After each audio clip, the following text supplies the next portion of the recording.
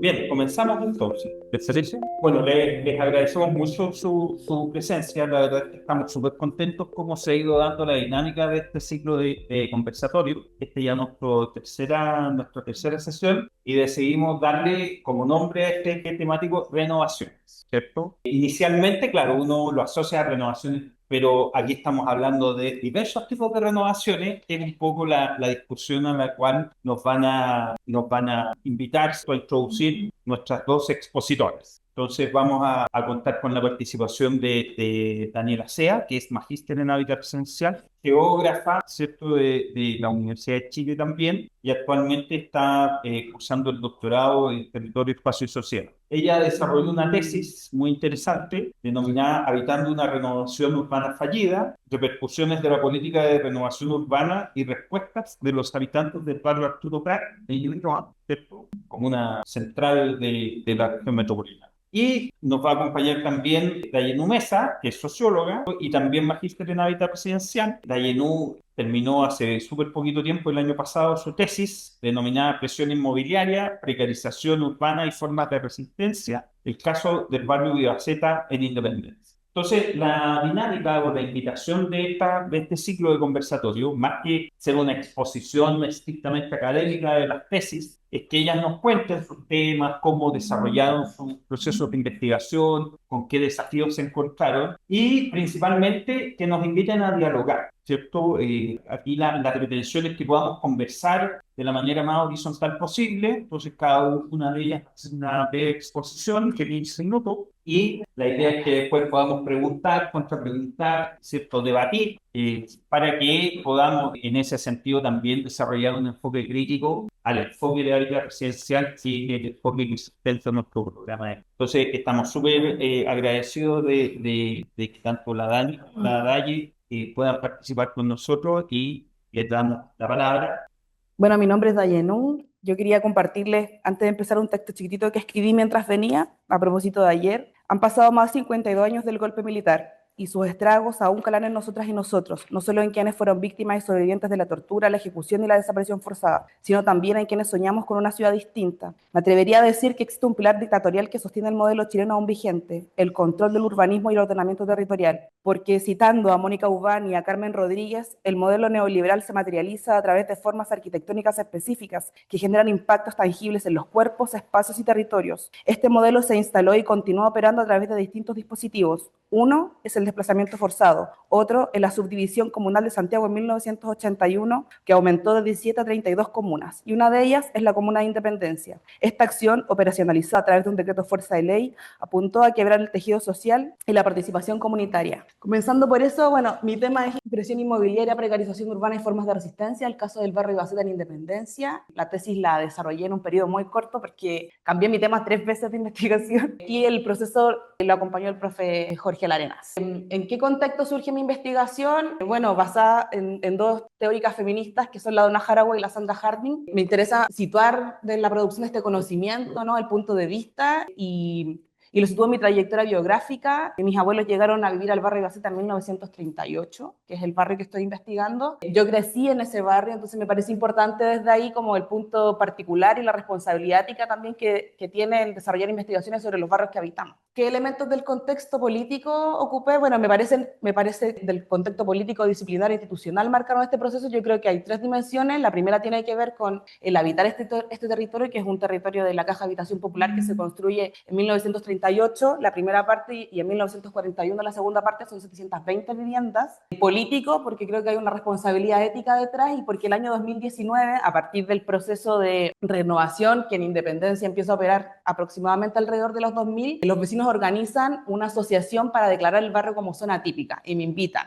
a partir como de mi activismo ciclista dentro de la comuna. Y bueno, disciplinar a partir de lo que estábamos desarrollando en el magíster también y también desde mi mirada como socióloga.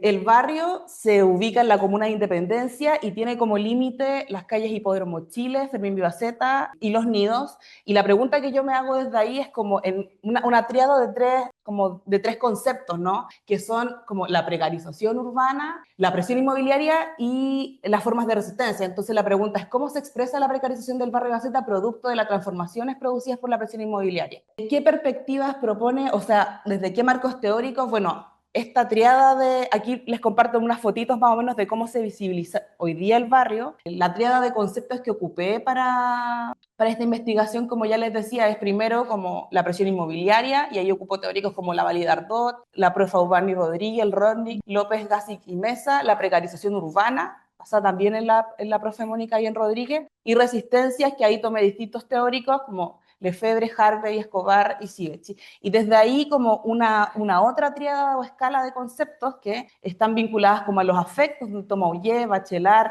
Pérez y Gregorio y Colán, y la vida cotidiana, en donde toma Lefebvre también, y a Goffman a partir de la vida cotidiana. Y finalmente, pero como en una escala más magna, como el habitar a partir de Heidegger y de Jung. ¿Qué perspectivas metodológicas adopté? Aquí les comparto también una foto de las vecinas también para mostrar como cuál es el activismo que ellas han desarrollado, donde como este tipo de afiches está en muchas de las casas del barrio, que como ellos evidencian como negarse al desarrollo inmobiliario que tiene el barrio, tomé primero un enfoque cualitativo, exploratorio, interpretativo, apliqué más o menos 3 técnicas, me atrevería a decir, que una es la revisión documental, observaciones participantes que también tenían como un lugar bien dual, porque en el fondo, como yo soy de la organización, iba a las propias actividades de la organización, y entrevistas semiestructuradas. Desarrollé un trabajo de campo entre el 15 de mayo y el 30 de noviembre del año pasado. Fueron 11 entrevistas, 8 observaciones, y como estrategia de análisis desarrollé un análisis de contenido cualitativo. Desde ahí, ¿cómo yo desarrollé más o menos el proceso de interpretación o de resultados de esta investigación? Bueno, tomé las propias categorías, dimensiones que propone el magíster, situada primero en una dimensión política económica. De lo primero que evidencio como en el diálogo es la carencia de instrumentos de planificación. Por eso en el fondo citaba esta cita inicial, porque Independencia, al crearse en el 91, recién en el año 2014 tiene un plano regulador, y esto genera un vacío para el desarrollo inmobiliario en la comuna. En términos de dimensión política también se lee una percepción de abandono, de desinterés por parte del municipio y de las autoridades públicas, pero también se empieza a desarrollar redes con otro tipo de instituciones. En términos de espacios territoriales, que yo creo que es lo que más se evidencia cuál es la forma de precarización, los vecinos y vecinas identificaban, por ejemplo, los microbasurales, la contaminación acústica, la pérdida de la privacidad, la ocupación del espacio público para automóviles motorizados y problemas de servicios como agua, internet, etc. Y desde la dimensión sociocultural, aquí se genera un contraste, porque por un lado existe la relevancia de la memoria histórica, hay una especie de choque de prácticas culturales entre antiguos y nuevos habitantes, y ella igual me tensionaba mucho, porque evidenciaba, y le preguntaba al profe cómo evidencio también que hay cuestiones bien estructurales acá que tienen que ver, por ejemplo, con el racismo. Independencia es una de las comunas que también tiene una mayor tasa de migración, pero a la vez eso ha generado una especie de reestructuración y de reorganización de la participación comunitaria que se evidencia a través de, por ejemplo, la agrupación que defiende o que quiere declarar el barrio como zona típica. Acá, y me ha sido bien complejo tratarles, una dimensión corpoafectiva, y digo complejo porque yo creo que ninguna de las dimensiones es pura como tal, están en un constante diagrama, pero me pareció interesante o necesario también, como feminista, dimensionar esta dimensión corpoafectiva. Y desde ahí, ¿qué fue lo que identifiqué? Identifiqué por un lugar como el orgullo de ser habitantes de este barrio, como reiterativamente sale, este es un barrio obrero, queremos mejorar hoy la vida en el barrio. Existe también un lugar vinculado a la tristeza por aquellos lugares que han dejado de existir. Existe rabia frente a este proceso de edificación en altura que hoy, a propósito del plan regulador igual, está por los costados del barrio. Y a propósito de este choque de prácticas culturales, y ahí yo siento que se cruza un poco con la dimensión sociocultural, es este temor a la incertidumbre de estos nuevos habitantes. Y finalmente hay una percepción de inseguridad, pero me atrevería a decir que en planos sociológicos también tiene que ver con esa dimensión de vínculo o no con la otredad. ¿Cómo has llevado esta perspectiva? Bueno, era bien limitada la pregunta porque decía otros espacios laborales u académicos, pero a mí me surge desde ahí como la necesidad de que el proyecto de investigación situarlo desde la mediación cultural comunitaria, porque en el fondo yo sigo siendo un agente dentro del barrio, sigo siendo parte de la organización. Entonces, citando a una feminista estadounidense que plantea como: cuando creamos verdad, creamos la posibilidad de otras de crear más verdad, como que creo que la producción de conocimiento situado permite también como que otros visibilicen ese conocimiento. Y desde ahí como he desarrollado una herramienta lúdica, que es un juego de mesa que se llama Guardianes de la Memoria, para poder acercar y generar que en el fondo este proyecto de tesis no solo se quede aquí, sino que se pueda desarrollar un trabajo más cercano con los vecinos y vecinas. Y algunas otras reflexiones que he tenido como a partir como de lo que desarrollé en este proceso es que, claro, la investigación académica tiene tiempos que son súper limitados y que a veces están trastocados con los mismos tiempos que puedan tener las comunidades territoriales. Creo que hay una necesidad o hay un desafío tanto de investigar a quienes yo me dediqué principalmente a investigar a quienes habitaban el barrio, pero creo que hay una necesidad también de investigar a quienes habitan la edificación en altura, digamos, porque también hay un modelo ahí de precarización de la vida de ellos y de ellos. Y finalmente, y tomando un poco la pregunta que hacía Carlos la semana pasada y que lo hemos conversado con Mónica, es como, me pregunto también por qué siempre tenemos que tener la necesidad de resistir, como a lo mejor no es necesario, aunque reivindico la forma que este barrio en particular pudo tener, que es luchar por la declaratoria de zona típica del barrio, pero también es una pregunta que dejo abierta. Muchas gracias. Bueno, mi nombre es Daniela Sea, como dijo Carlos, yo soy geógrafa y hice el magíster de hábitat residencial en el año 2016 y 2017 y la tesis la terminé en el 2020, o sea, no fueron 3 años de terreno, ¿no? Pero pasaron varias cosas que les voy a ir contando, entre medio, ¿cómo se llama? Estallido social, pandemia y guagua también, embarazo. Ya, habitando una renovación urbana fallida, repercusiones de la política de renovación urbana y respuestas de los habitantes del barrio Arturo Prat, Ñuñoa. Bueno, este trabajo parte del taller que se hacía, o no sé si se sigue haciendo, una instancia de taller que se hacía en el magíster donde finalmente veíamos un caso concreto y podíamos aplicar o podíamos como por medio de un caso que eran entregados por los profes, en verdad, como que no sé quién ahí fue el contacto, no sé si Jorge o, no sé, Mariela, que ellos dos estaban a cargo de ese taller, nosotros podíamos como la generación que estábamos, que éramos 5 chicas en el magíster, plantear una pregunta frente a este territorio. Y ahí fue la primera vez que yo conocí el barrio Arturo Prat. Yo soy de una comuna, nací en Macul, pero conocí a Ñuñoa porque estudié por ahí, pero no conocía ese barrio para nada. Y ahí en ese terreno lo conocí y hicimos un trabajo de campo preliminar. Todas mis compañeras eran arquitectas, entonces todo así como toda la tipografía de casa está súper así como detallado, los cambios de la densidad, la constructividad, y toda esa cosa estaba bien como mapeada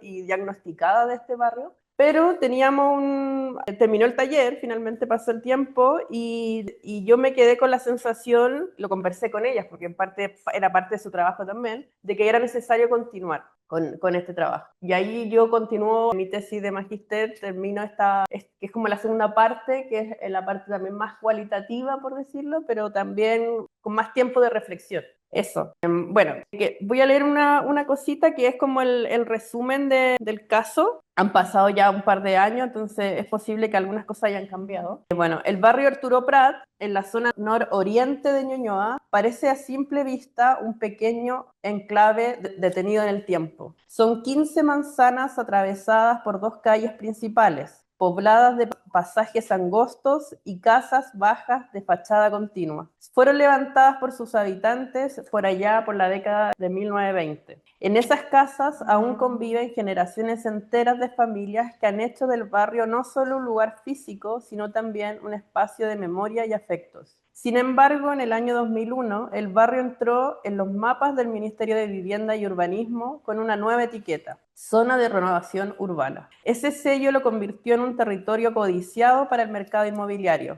La promesa era clara: abrir paso a la modernización mediante la demolición de viviendas antiguas y su reemplazo por edificios en altura. De pronto, esas calles estrechas y esos patios florecidos de limoneros comenzaron a ser leídos como un territorio a transformar. La realidad, sin embargo, tomó otro rumbo. 19 años más tarde, un poquito más hoy día, la gran transformación no había llegado. Solo en las esquinas y en los bordes del barrio se derribaron algunas casas y en su lugar se levantaron 8 edificios. Dentro, entre los pasajes estrechos, las casas de una planta seguían resistiendo. A simple vista se podría pensar que nada había cambiado demasiado, pero para quienes habitan Arturo Prat, la sensación era distinta. Algo sí había cambiado, aunque no fuera tan visible. El barrio quedó suspendido en una especie de espera infinita. tiempo intermedio. Nada terminaba de irse y nada termina de llegar. La sola designación como zona de renovación abrió un proceso silencioso. Especulación, rumores de venta, temores de desarraigo, problemas con los vecinos. Algunos vecinos vieron marcharse a antiguos conocidos y en su lugar llegaron nuevos residentes, desconocidos que habitaban los edificios.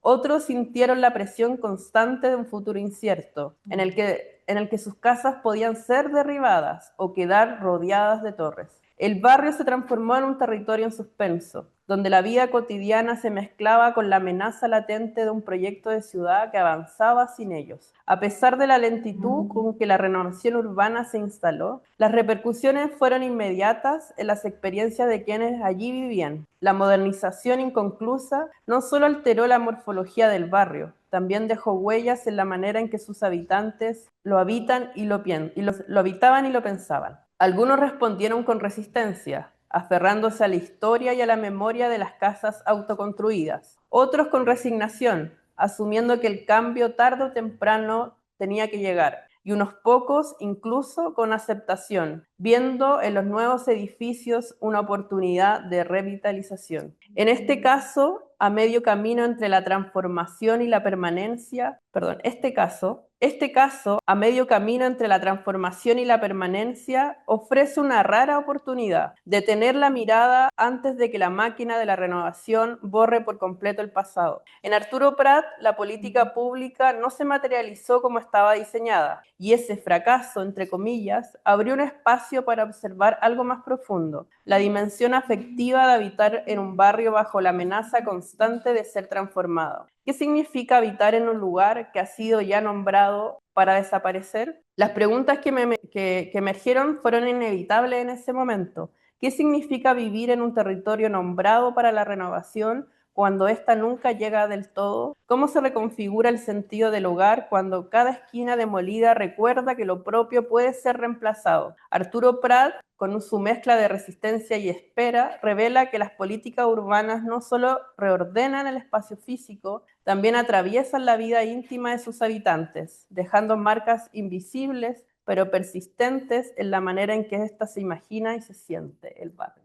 Pase la otra, por favor. De lo que yo estaba hablando era de este barrio Arturo Prat, que está en Ñuñoa, en la zona nororiente, como decía. Sigue nomás, por fin. Si uno ve la resolución exenta donde está indicada desde el 2001 que este barrio debería ser renovado, uno de los como objetivos dice promover un desarrollo armónico de la comuna, incentivar la construcción de viviendas, renovar áreas muy antiguas, densificar el área, revitalizar sectores deprimidos, revirtiendo el proceso de deterioro, lograr un mejor aprovechamiento de la infraestructura y de los equipamientos y mejorar la calidad de vida del sector. Cuando yo leí esta definición, y aquí como que al tiro puedo hablar sobre la hábitat residencial, pensé, es una descripción de lo que se quiere hacer, pero en verdad también es una descripción de cómo se está viendo al habitante.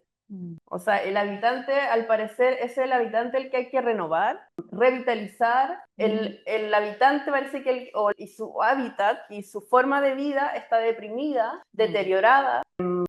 Bueno, y otro adjetivo más. Y eso yo fui con esa idea, pensando un poco que cómo poder aplicar esto que nos estaban enseñando en el magíster. Y la primera forma, y que es como la forma que yo creo que es, ¿verdad? Es como desde la perspectiva del habitante, pero no desde una visión solamente como cualitativa, como quiero preguntarte qué pasa, sino entender al hábitat más como un ser, digamos, como un ser que está encarnado en estas personas. Este es el barrio, estas son las casas de adobe, algunas de adobe en verdad, casas pareadas. Y aquí, bueno, yo tengo muchísimas fotos de sus casas porque en verdad estaba como arquitecta, entonces era lo que se sabía, hacíamos mejor, digamos. Pero cuando en mi trabajo de tesis, yo me presenté ahí un par de veces en terreno, quizás con una cualidad que quizás me ayudó, no sé, que fue que yo estaba embarazada, ya se me veía la guata, y las personas, la mayor cantidad de gente que vivía acá eran personas mayores, personas que estaban, por eso nosotros lo veíamos como un relictus, como un enclave dentro de Ñuñoa. Ñuñoa era como que fuera otra comuna, digamos, este sector. Habían nada que ver con lo que se estaba esperando de Ñuñoa, lo que se espera de Ñuñoa, como la revitalización, una comuna moderna, una comuna como de jóvenes. Y estas eran personas mayores que vivían también un nivel de pobreza. O sea, las casas estaban deterioradas en cierto sentido. Bueno, yo fui a terreno embarazada y yo con esa condición yo pude entrar a las casas. No es menor porque quizás no hubiera podido entrar de otra manera, sobre todo en el tema de que en un proceso de renovación urbana lo que más hay, entre otras cosas, es sospecha. Es un sentimiento de...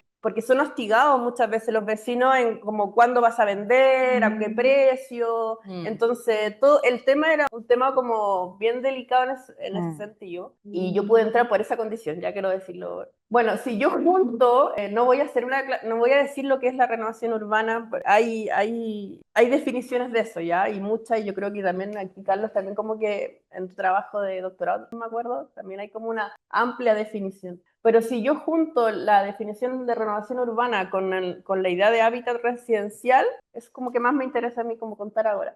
Entiendo que la renovación urbana es un proyecto transformador del territorio urbano que busca modificar o eliminar modos de habitar específicos. Yo lo puedo entender como un proyecto a gran escala de la ciudad para renovar, para densificar, para transformar, pero creo que entendido desde el habitante, lo que yo veo, porque me voy para atrás y para adelante, pero porque es lo que ven ellos, y en el fondo esto es ser catalogado como zona de renovación urbana, en el fondo es un ataque a ellos, a sus formas de vida. Entonces, para mí, en ese tiempo, analizar la política de renovación urbana desde la perspectiva del habitante es asumir que toda política de intervención territorial es un proyecto que fomenta, modifica o elimina modos de habitar. Por otro lado, la propuesta de análisis de esta política supone que el habitante responde a las intervenciones en su territorio de diferentes maneras, en la medida que le otorga diversos significados a las repercusiones percibidas de esta intervención. Bueno, no lo voy a decir todo, pero hicimos un trabajo de campo y yo quiero reconocer a mis compañeras también en eso. Hicimos un trabajo, la principal como interacción que tuvimos con personas mayores, sí habían personas más jóvenes que pude después conocerla en la otra parte de la tesis, pero la principal fue personas mayores que estaban mucho más interesadas en hablar de la renovación.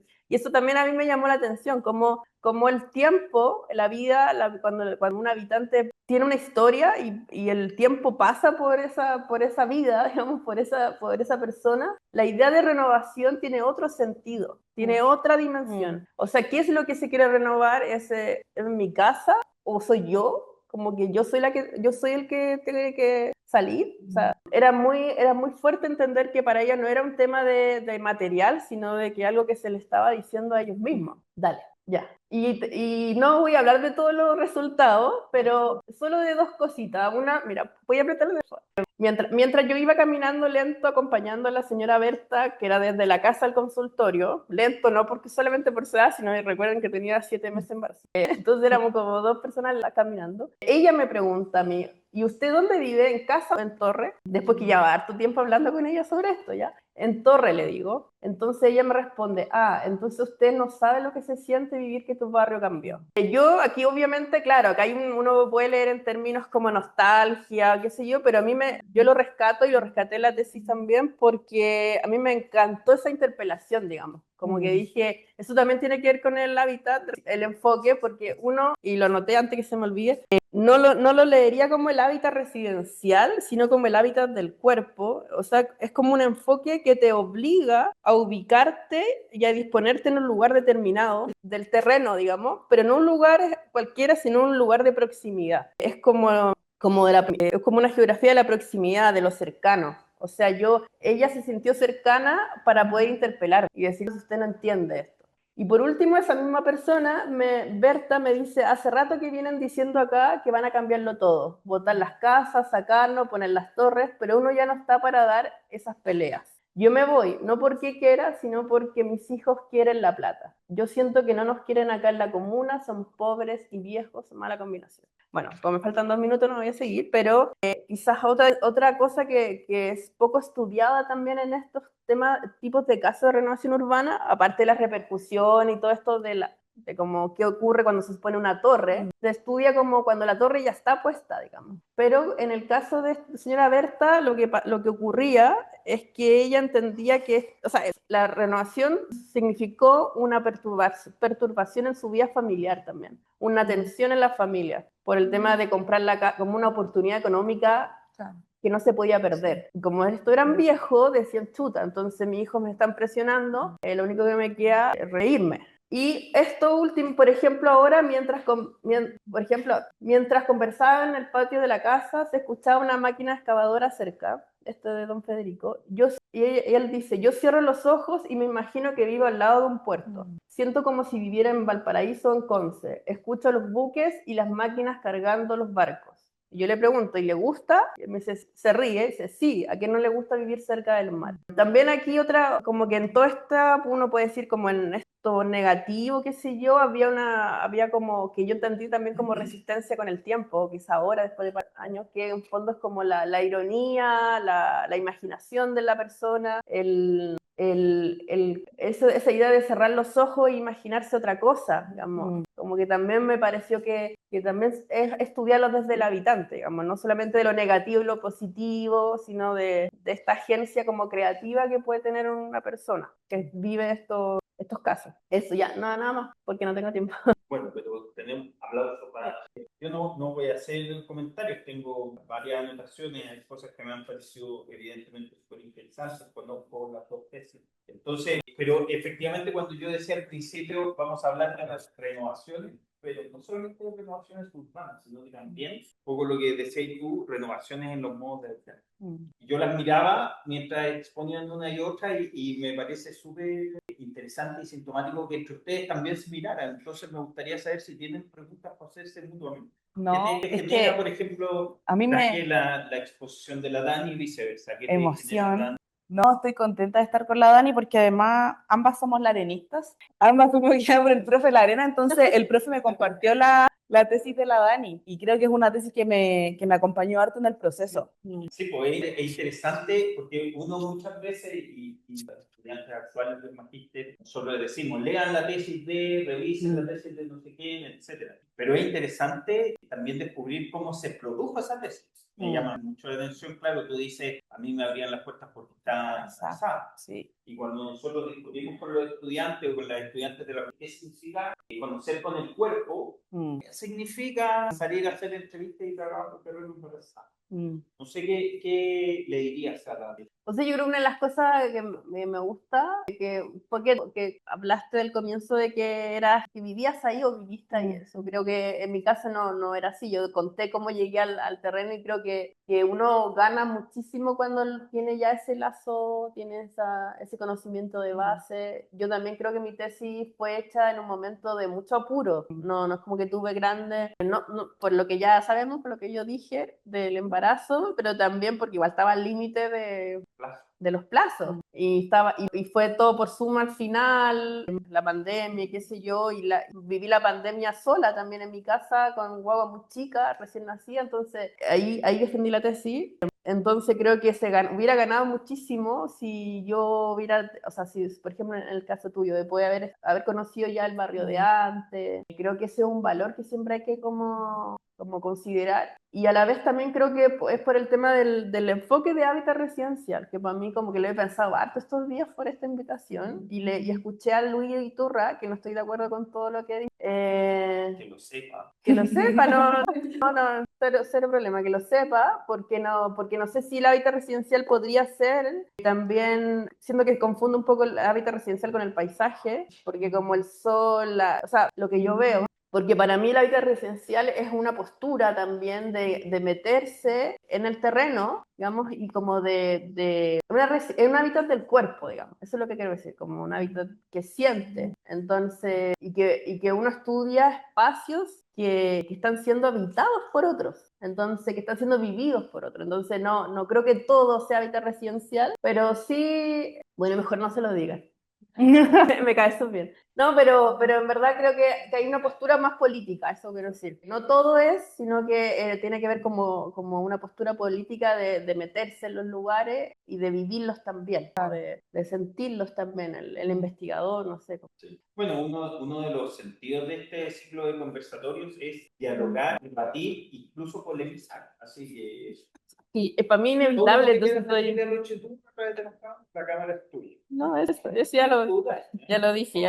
No, pero yo entiendo lo que dice la Dani en términos de que cuando todo es todo, nada es nada también. Y era un poco lo que yo trataba de hacer cuando para mí fue necesario evidenciar esta dimensión corpoafectiva. Como yo creo que las dimensiones que propone el enfoque de hábitat residencial están constantemente en diálogo. Ahora, claro, porque por ejemplo, hago un cruce muy simple, cuando dice me molesta los microbasureros y algo concreto que tiene que ver con los olores, hay una materialidad del cuerpo que tiene que ver ahí. Pero a mí me parece que es importante que, a propósito de lo que estoy planteando tú, que es importante como dar esa especificidad. Y ahí yo creo que viene un poco la diferencia con lo que planteaba el Lucho. Ahora, de lo que me decías tú, Dani, yo creo que algo que planteaba un poquito al final de la conversación, claro, hay un lugar de llegada, pero a mí lo que me parece interesante también es cómo las comunidades toman eso. Este barrio que está actualmente luchando porque sea declarado como zona típica, hace un par de semanas tuvo una visita del Consejo de Monumentos, porque hay un teatro antiguo que hoy día es de un privado que quiere ser declarado como monumento histórico para acelerar el proceso de declaración de zona típica. Entonces yo pensaba, cuando escuchaba a las vecinas